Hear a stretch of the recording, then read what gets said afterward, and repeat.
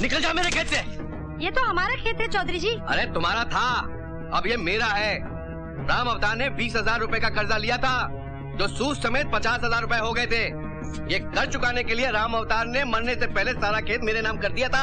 आप झूठ बोल रहे हैं चौधरी जी। अरे मैं झूठ बोल सकता हूँ, लेकिन ये कागजात झूठ नहीं बोल सकते। ये देखिए मुखिया जी, ये देखिए राम अवतार के अंगूठे का निशान देखिए।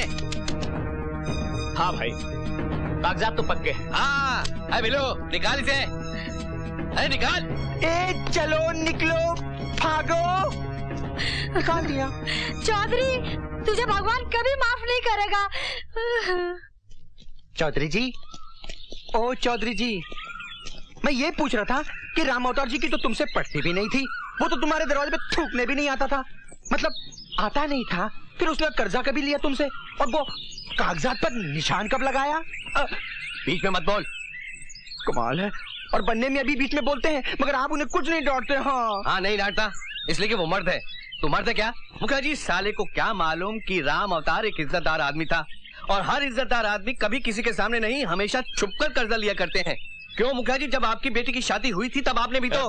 हाँ चौधरी साहब सच कह रहे हैं, पंचायती करने आया था साला। इतने भी हमारी बेइज्जती मत कीजिए चौधरी साहब। क्या करेगा, क्या करेगा तू? दिखाएगा, दिखाएगा आंख, आंख निकालूंगा साले। भाग जा यहाँ से, कभी मेरी दुकान पर आया तो। देखो साईं, अगर 2 दिन के अंदर तुमने फैक्ट्री नहीं खरीदा तो मैं किसी दूसरे को दे दूंगा। अरे तुम भी खामखा की धमकी देते रहते हो, मुझे अच्छी तरह मालूम है कि इस फैक्ट्री खरीदने वाला कोई दूसरा नहीं है। अरे आपका ख्याल गलत है साईं, दूसरा ग्राहक माल के साथ तैयार खड़ा है। वो तो आपसे पहले बात हो गई थी, इसलिए 2 दिन का टाइम दे रहा हूँ।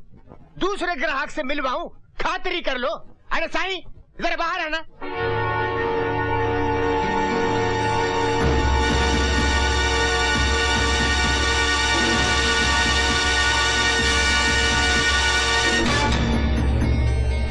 ये तो अभी पूरा पेमेंट देने को तैयार है, लेकिन मैंने आपको जबान दी है, इसलिए 2 दिन दे रहा हूँ।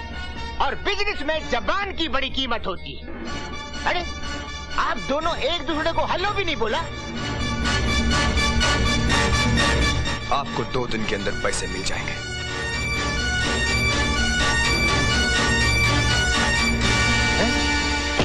साईं, आपको देखते ही निरंजन की आंखों में खून उतर आया था, और उसे देखते ही मुझे अपना खून याद आ गया था। उसका मूड देखकर तो ऐसा लगता था जैसा वो आपको मार ही डालेगा। ये काम तो वो पहले ही कर चुका है दुधानी, अब तो उसके मरने के दिन है। अब तो उस फैक्ट्री को खरीदना जरूरी हो गया है। वो भी उस फैक्ट्री को खरीदना चाहता है। कौन? वही जिसके पास पूजा गई थी। मैं उसके पास वो फैक्ट्री नहीं जाने दूंगा। ये मेरी मान का सवाल है। तू चिंता क्यों करता है बेटा? अपने बेटे का मान रखने के लिए एक माँ कुछ भी कर सकती है। ये रहे 10 लाख रुपए। तेरे पिताजी को ये मालूम नहीं पड़ना चाहिए कि हम लोगों ने पैसे निकाले, वरना वो जिंदा ही चिता पर लेट जाएंगे। ये रहे 10 लाख रुपए कैश, और ये रहा बैंक का 20 लाख रुपए का चेक। पेमेंट पूरा हो गया। हो गया साईं, बिल्कुल हो गया। और ये मेरी तरफ से फैक्ट्री के कागज। मिस्टर निरंजन, बहुत बहुत मुबारक हो। अरे भाई कांग्रेचुलेशन। आप ये बताइए कि आप यहाँ रिपोर्ट लिखवाने आए हैं या आंसू पुछवाने? अगर तो आंसू पुछवाने आए हैं तो ये लीजिए रुमाल, पूछिए आंसू और दफा हो जाइए यहाँ से। नहीं नहीं, मैं तो रिपोर्ट लिखवाने आया हूँ जी। मेरी तिजोरी से 10 लाख रुपए चोरी हो गए। मैं कंगाल हो गया हूँ जी, कंगाल। बस बस, चिंता मत करो। इतना याद रखो मियाँ, चिंता और चिता में एक चिविंदी का फर्क है। अगर आपने इनको 10 लाख रुपया दिलवा कर चिंता से छुटकारा नहीं दिलवाया तो ये चिता पर लेटकर अपनी जान दे देंगे। मरने की तब सोचना जब घर में पैसे हों, वरना श्राद्ध भी ठीक तरीके से नहीं होगा और आत्मा को शांति भी नहीं मिलेगी। जी आप ठीक कह रहे हैं। किसी पे शक? कौन सी मारो? ए बीच की मारना।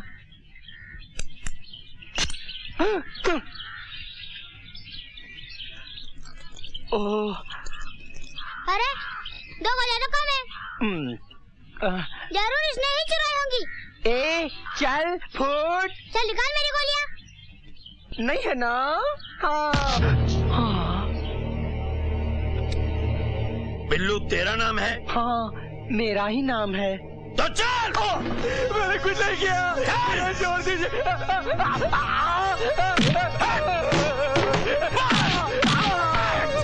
मैं शरीफ आदमी हूँ, हरामी लगता हूँ ना? हरामी लगता नहीं, हरामी हूँ, बहुत बड़ा हरामी। इसलिए तो मेरी मार खाता ही गूंगे भी ठुमरी गाने लगते हैं। चल चल जल्दी से उगल दे, चल चल।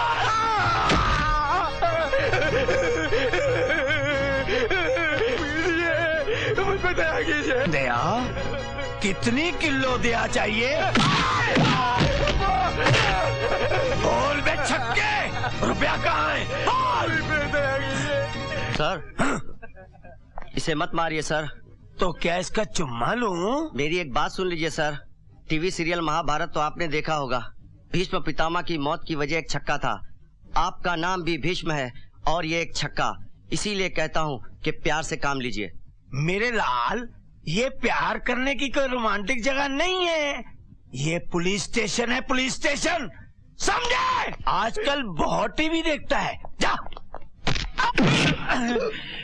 और चौधरी साहब, थाने में सर ले आना जरूरी था क्या? तो अपने सर को कहाँ रखूं?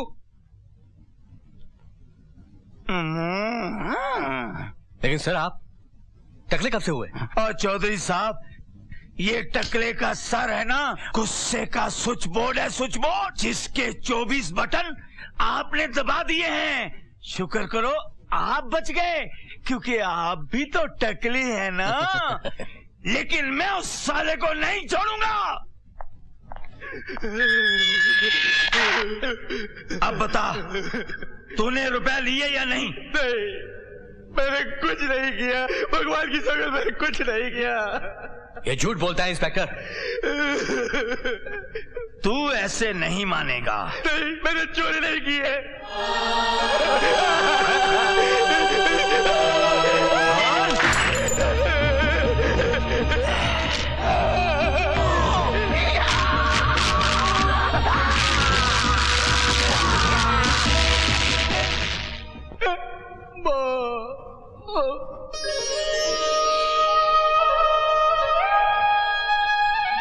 निरंजन बाबू, आप यहाँ? जी, आज मेरी फैक्ट्री का मुहूर्त है।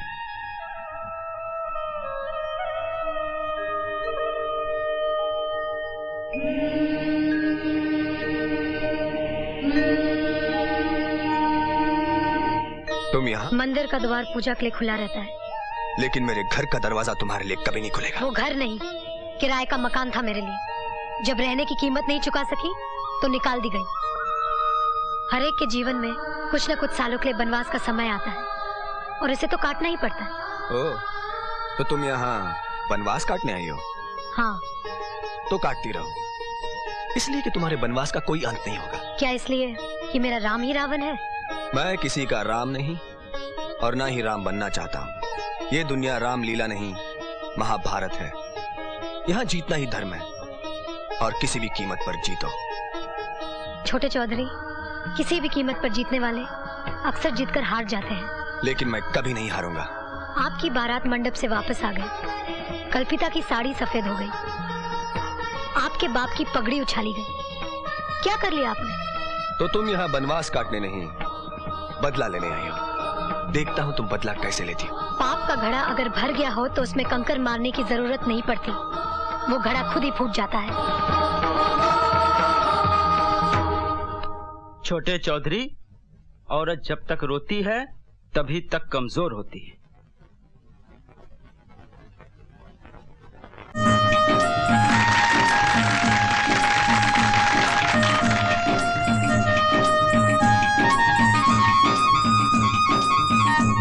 आज मेरा सपना पूरा हो गया। ये सपना कभी पूरा नहीं होता अगर मेरी माँ ने मेरा साथ ना दिया होता। बेकार में ही मेरी इतनी तारीफ कर रहा है। मैंने किया ही क्या? बस चौधरी जी की तिजोरी से 10 लाख रुपए निकाल कर इसको दे दिए, और क्या किया? आप लोग भी कमाल करते हैं। एक ही घर में रहकर एक दूसरे की चोरी करते हैं और झूठी रिपोर्ट लिखवाकर बेचारे बिल्लू को पिटवा दिया। जानते हैं आप लोगों पर उल्टा केस चलेगा और तो और पुलिस भी आप पर चार्ज लगाएगी। अब तो सिर्फ आप लोगों को भगवान ही बचा सकता है।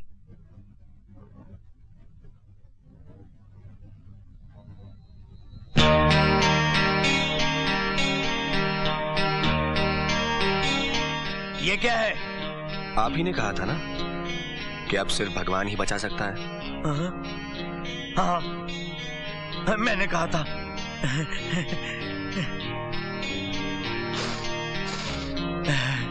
असली है। आपको भाषा का ज्ञान बहुत अच्छा है। आपको भी भाषा का ज्ञान बहुत अच्छा है। वो तो है। अच्छा, तो हम चलते हैं। जय हिंद, जय हिंद, जय हिंद। मुखिया जी, मेरे बेटे बिल्लू को बचा लीजिए।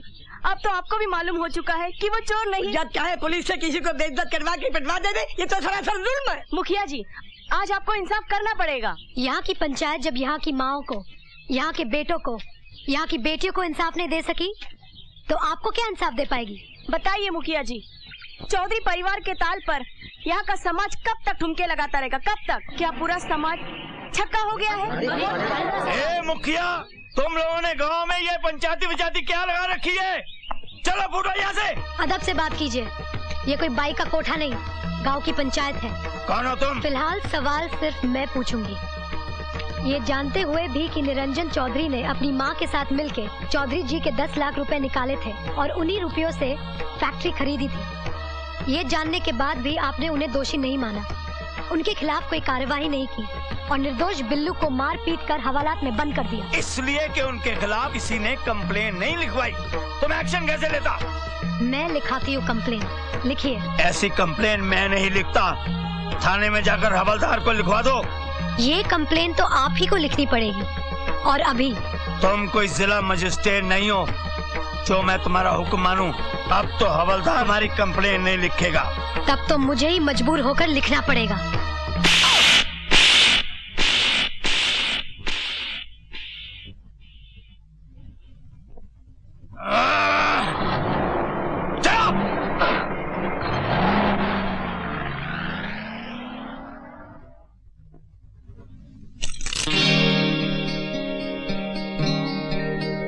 You are under arrest. गांव वालों का प्रेशर है, एक दिन के लिए आपको गिरफ्तार करना ही पड़ेगा।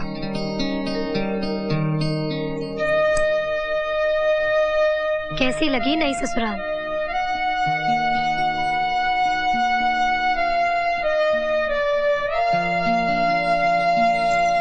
सिगरेट जला लीजिए, थोड़ी शांति मिल जाएगी। निरंजन बाबू, आपने जो आग लगाई है वो फूंक मारने से नहीं बुझने वाली। बोल ले जो बोलना है। आज तेरा वक्त है, कल मेरा वक्त भी आएगा। वक्त आएगा? आप तो कहते थे कि वक्त आता नहीं, लाया जाता है। लगता है अंदर से बहुत टूट गए हैं छोटे चौधरी। चाहे जितना भी टूट जाऊं, जमानत पर तो छूट ही जाऊंगा। फिर ऐसी आग लगाऊंगा जिसे बुझाकर मुझे जरूर शांति मिलेगी। एक बात याद रखिए छोटे चौधरी, जिंदगी का खेल जल्दबाजी से नहीं खेला जाता। जो खेलते हैं वो अनाड़ी होते हैं और जो अनाड़ी होते हैं वो अपने ही पाँव में कुल्हाड़ी मार लेते हैं। क्या पानी लाऊं आपके लिए एक गिलास? शराब। अरे आग लगे उस इंस्पेक्टर को, मेरे बेटे से पैसे भी खा लिए और उसे गिरफ्तार भी कर लिया। भगवान करे मरने के बाद उसके मुंह में आग देने वाला कोई ना हो। उसकी लाश को चील कौवे कुत्ते नोच नोच के खा जाए, खच खच कीड़े लगे उसको। अरे घबरा मत भाग्यवान, सब ठीक हो जाएगा। अरे क्या ठीक होगा? खाक सामने उस मनूस का चेहरा जो नजर आ गया। अरे सब इसी का किया कराया है। इंस्पेक्टर के अंदर इसी ने जहर भरा होगा। जहर तो नागिन के पास होता है, हम इंसानों के पास तो सिर्फ आंसू हुआ करते हैं। कमीनी तो और ये कमीना बनने में कैसा नमक हराम निकला, जाके पूजा से मिल गए। आज कोई काम करने वाली भी नहीं आई मरने के लिए। अरे नहीं आई तो क्या हुआ, हम कोई लंगड़े लूले थोड़ी है। कल्पिता क्या तू ही वो बर्तन धो डाल।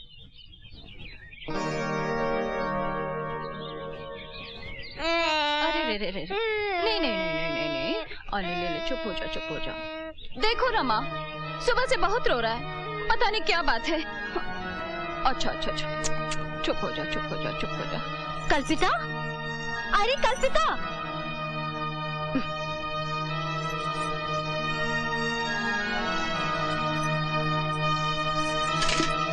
बाल्टी भी खा।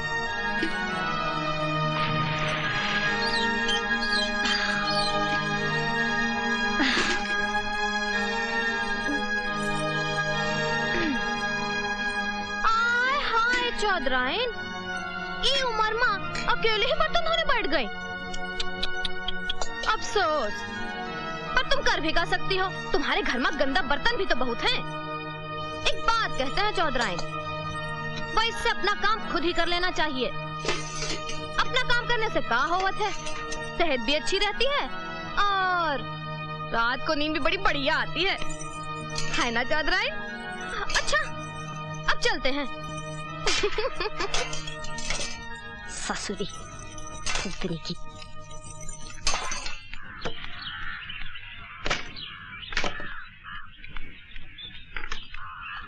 पिताजी, बोल। पिताजी मैं ससुराल जाना चाहती हूँ।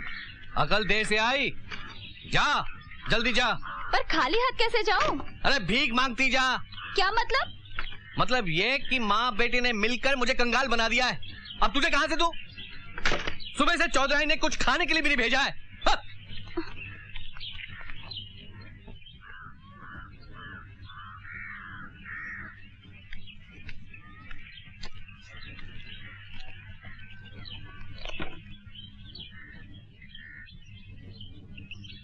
ये लो सेठ जी खीर।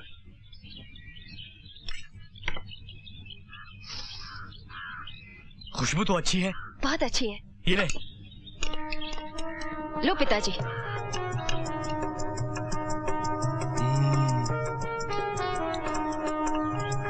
खीर तो बहुत अच्छी है। किसने भेजी इतनी सारी खीर? आपकी बहू ने।